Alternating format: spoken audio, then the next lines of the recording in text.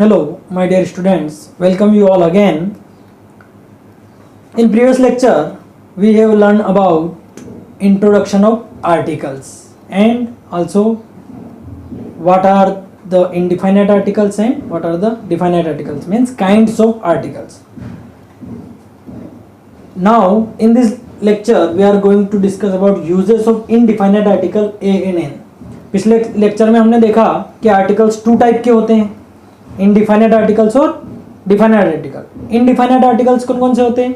ए और एन, ये जो है इनडिफाइनेट, और द जो डिफाइनेट आर्टिकल। सो आज हम यूजेस ऑफ इनडिफाइनेट आर्टिकल्स के बारे में देखेंगे। So let's start. First use, indefinite articles are used for indefinite singular countable noun. Countable noun means जिनको गिना जा सकता है, जिनकी संख्या होती है। अनकाउंटेबल जिनको गिना नहीं जा सकता। तो ऐसे नाउन, ऐसे नाम जिनको गिन सकते हैं, काउंटेबल नाउन। सिंगुलर मीन्स जो एक वचन होते हैं, और इनडिफाइनाइट मतलब जो अनिश्चित है। Example, he is a student. So a student, student को गिना जा सकता है, काउंटेबल है, ये सिंगुलर है, so we can use a. She is an Indian. He is a student, वो एक छात्र है, एक छात्र है। शी इज एन इंडियन, वो एक इंडियन है। यहां पर देखो एस स्टूडेंट, सो स यहाँ पर प्रोनाउंसिएशन कौन सा हो रहा है, साउंड कौन सा निकल रहा है, consonant, so we used a. Indian, E for vowel sound, so we use an. So indefinite singular countable noun के लिए यूज किया जाता है। Second use, indefinite article used before any adjective और एडवर्ब। किसी एडजेक्टिव या एडवर्ब से पहले भी इसको यूज किया जा सकता है। जैसे she is a very beautiful girl. So girl is a noun, beautiful is a adjective and very adverb. So we must use a very beautiful girl and he is an honest man. She is a very beautiful girl मतलब वो बहुत ही खूबसूरत लड़की है। He is an honest man, वो एक ईमानदार व्यक्ति है। सो इस तरीके से हम ये जो एडजेक्टिव और एडवर्ब बनते हैं, जैसे वेरी ब्यूटीफुल यानी बहुत खूबसूरत, ये एक एडजेक्टिव है, और ऑनेस्ट भी जो है ये भी एक एडजेक्टिव है। तो इनके भी सामने इसका यूज किया जा सकता है ना, इंडेफिनाइट, जैसे ए और एन का किया। Third use, used before abbreviations, संक्षिप्त शब्द है ना, इनके लिए भी यूज किया जाता है।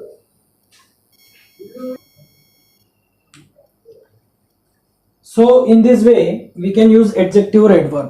Okay, so she is a very beautiful girl, वो एक खूबसूरत लड़की। so यहाँ पर adjective और adverb के पहले भी हमको a यूज करना, मतलब indefinite article यूज कर सकते हैं। he is an honest man, वो एक ईमानदार व्यक्ति है, तो an honest से पहले यानी honest, यहाँ पर h को honest नहीं पढ़ेंगे, यहाँ पर इसका साउंड कौन सा निकल रहा है, honest, मतलब वोवेल साउंड निकल रहा है, so we use n। Third, used before abbreviations. Abbreviations means संक्षिप्त शब्द, जैसे बहुत सारी बड़े नाम के संक्षिप्त, बैचलर ऑफ आर्ट्स यानी बीए है ना, और यहाँ पर MA, master of arts, BSc, bachelor of science. So ये एब्रीविएशंस होते हैं, मतलब संक्षिप्त रूप होते हैं शब्दों के, तो उनके पहले भी हमको इंडिफाइनेट आर्टिकल यूज करना पड़ता है। एग्जाम्पल देखिए, ही इज अ बीए। यहां पर देखो इंग्लिश में क्या होता है, उसने, हिंदी में क्या बोलते हैं, उसने बीए कर रखा है। इंग्लिश में क्या बोलते हैं, वो एक बीए है। इंग्लिश में क्या कैसा बोलेंगे, ही इज अ बीए। यहां पर ब कौन सा साउंड है, कॉन्सोनेंट साउंड है, इसलिए a BA. But his father is an MA. तो एम कहां से स्टार्ट होता है, ए एम, एम पहले ही बता चुका हूं। सो ए जो है वोवेल साउंड है ना, इसका उच्चारण अ से अह बीच हो रहा है, तो यहां पर एमए से पहले एन लगता है और बीए से पहले ए लगता है। He is a BA. यहां पर आप उच्चारण को देखिए, कंफ्यूज नहीं होना है कि ये बीए से पहले ए लगा दिया, एमए से पहले एन लगा दिया, डिग्री छोटी बड़ी का अंतर तो नहीं, ऐसा नहीं है। अंतर किसका आ रहा है, बीए, बी ए। तो यहां पर ब जो है वो कौन सा उच्चारण है, कॉन्सोनेंट साउंड है ना, इसलिए ए लगेगा। और एमए, एम ए, तो ए कौन सा उच्चारण है, ये है वोवेल साउंड, इसलिए एन लगेगा। So he is a BA, but his father is an MA. He is an IAS. NI, I को कैसे लिखते हैं, तो आ कहां पर आ रहा है, वोवेल साउंड आ रहा है, अ से हा के बीच में।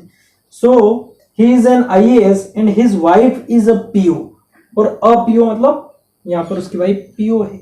सो ये IAS PO। इसी तरह हम और भी देखें, a DM, a BDO, an MBBS, NSP, NSDO।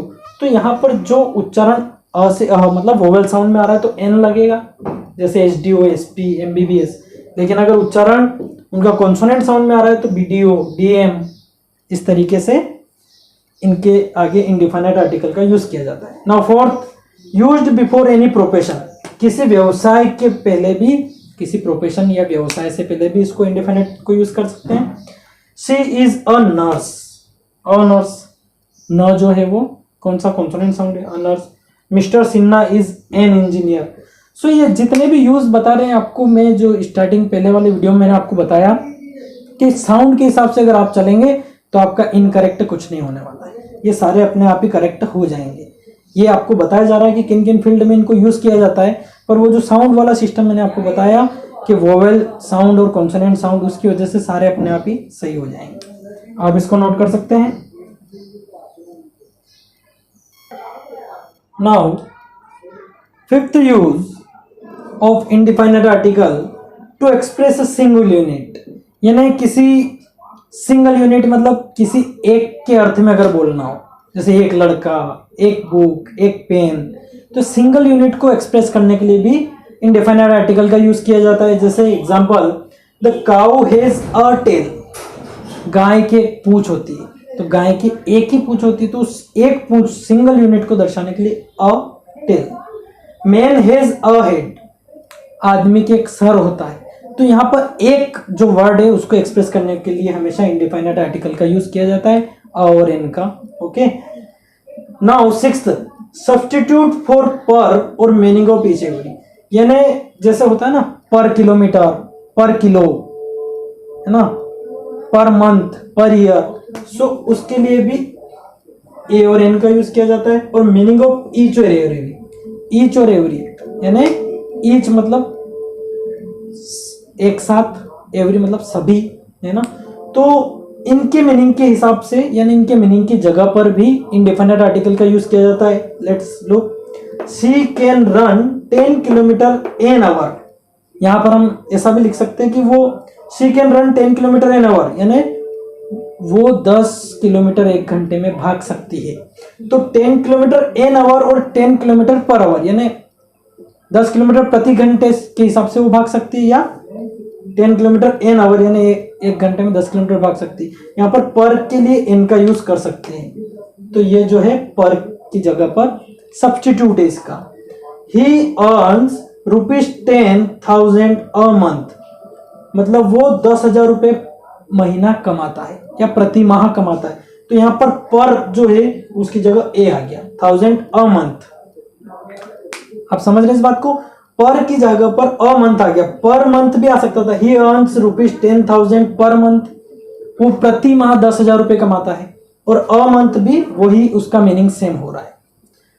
Next, for the place of any some a certain, इनकी जगह पर भी सब्स्टिट्यूट का काम करता है। एनी मतलब कोई, सम मतलब कुछ, और असर्टेन यानी किसी निश्चित चीज के लिए भी इनके मीनिंग के हिसाब से भी इनकी जगह पर भी उसको इंडिफिनिट आर्टिकल ए और एन को यूज किया जा सकता है। Example, a mister Sharma wants to meet the principal. एक मिस्टर शर्मा प्रिंसिपल से मिलना चाहते हैं, तो ये, या अ मिस्टर शर्मा यानी कोई मिस्टर शर्मा, है ना। यहाँ पर मीनिंग ए का क्या आ जाएगा, एन ही आ जाएगा। So a mister Sharma wants to meet the principal.